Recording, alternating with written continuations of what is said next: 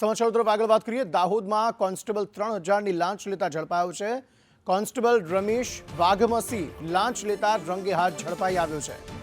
અરજીના નિકાલ માટે તેણે 5000 રૂપિયાની લાંચ માંગી હતી, જે બાદ હવે કાર્યવાહી હાથ ધરવામાં આવી છે। દાહોદનો કોન્સ્ટેબલ 3000ની લાંચ લેતા ઝડપાયો।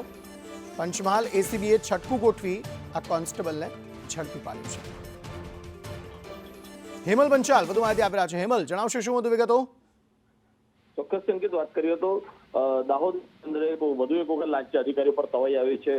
દાહોદના એ ડિવિઝન પોલીસ મથકની અંદર ફરજ બજાવતો રમેશ વાઘમાસી ઉર્ફે રમેશ આહિર નામનો જે કોન્સ્ટેબલ છે તે 3000 લાંચ લેતા પંચમહાલ એસીબીએ તેને રંગે હાથ ઝડપી પાડવામાં આવ્યો છે। અરજીના નિકાલ માટે તેને 5000ની માંગણી કરી હતી, પરંતુ જે ફરિયાદી છે તે 5000 રૂપિયા આપવા ન માંગતા હોય, એની જોડે 3000 આપવા નક્કી કર્યું હોય, જેને લીધે આપવા ન માંગતા તેને એસીબીમાં ફરિયાદ કરી હતી। તેની અંદર એને 3000 રૂપિયા લાંચ લેતા રંગે હાથ ઝડપી પાડવામાં આવ્યો છે।